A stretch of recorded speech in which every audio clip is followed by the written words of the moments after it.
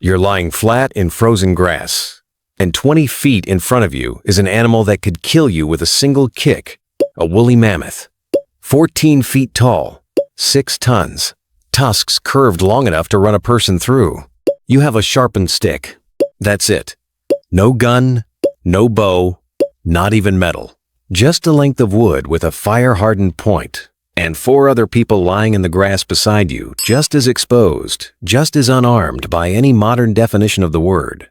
And somehow, in the next few minutes, this animal is going to be dead, and you're going to be the one who did it. So how does that actually happen? How do you kill something 10 times your size, 30 times your strength, with a stick? Here's the uncomfortable answer first. For most of our history, we didn't. We couldn't. In 1924, a skull was pulled out of a quarry in South Africa belonging to a child, an early human ancestor about 3 years old. Punched clean through both eye sockets were 2 holes, spaced exactly the width of a leopard's canine teeth. That child wasn't an unlucky exception. For millions of years, that was the default outcome.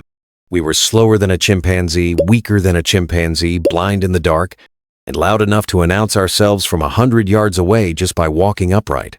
Every big cat, every hyena, every pack hunter on the continent had a body built by millions of years of evolution to do one thing better than us: kill. So, somewhere between being that child in the quarry and being the person lying in frozen grass with a spear aimed at a mammoth, something had to change. And it wasn't our bodies. Our claws never grew in. Our teeth stayed flat. What changed was the plan. This hunt didn't start today. It started 3 days ago. When trackers picked up the herd's trail-churned mud, branches snapped at exactly shoulder height for a mammoth. Dung still warm enough to tell them how far ahead the animals were. For 3 days, the group followed at a distance, close enough to watch, far enough to stay invisible. They learned the rhythm, where the herd drank, where it grazed, which direction it would bolt if startled. Because that last detail is the entire plan. Ambush hunting was never really about overpowering an animal. It was about controlling where the animal went. A group would find a natural funnel, a ravine, a river bend, a drop-off, and quietly take up positions along it while a smaller group deliberately spooked the herd from behind. A panicked animal doesn't run randomly. It runs away from the threat. Which means if you control where the threat comes from, you already know where the animal is going before it does.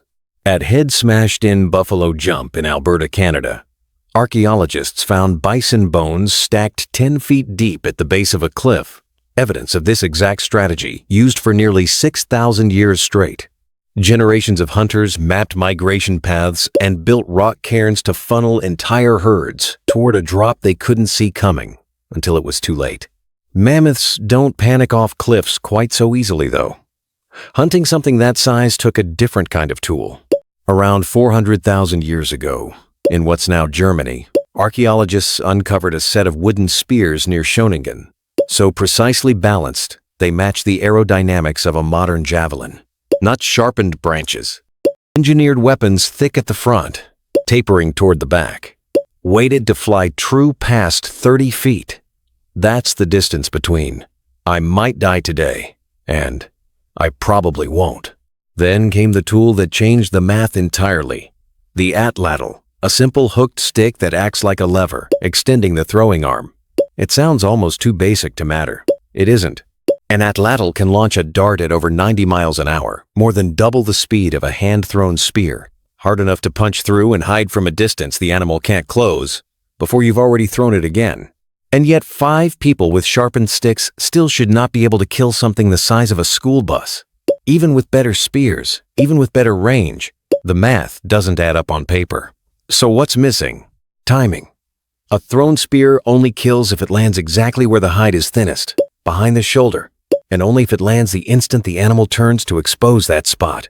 Miss that window and you haven't wounded a mammoth? You've made 6 tons of muscle furious, 20 feet away from you. Which means every hunter needed to know exactly where every other hunter stood, exactly when to throw, exactly when to run. Without language, without practice signals, without total trust that the person to your left would do their part at the right second, none of this works. It was never 5 individuals attacking one animal. It was one plan, running through 5 bodies at once. That's also why persistence hunting, the other major method our ancestors relied on, looks almost nothing like a fight. Instead of ambush, a hunter would simply choose an animal and start walking, not sprinting, jogging, at a pace slow enough to sustain for hours, fast enough that the animal could never fully rest. Humans can shed heat through sweat glands spread across almost the entire body while moving at a steady pace. Most hoofed animals can't. They rely on panting, which only works while standing still. So the animal runs, stops to cool down, gets pushed to run again, and after 4, 5, 6 hours under open sun, its body simply gives out. No spear required. Just the discipline to keep walking longer than something else was willing to run. Back in the frozen grass, this is the moment everything converges. The mammoth turns, sensing motion behind it, exactly where the group needed it to turn. Its side opens up for less than 2 seconds. 5 spears leave 5 hands at once, not because 5 people got lucky with their timing, but because they'd rehearsed this exact moment for 3 days and thrown 100 practice throws before ever leaving camp. 1 spear finds the gap behind the shoulder.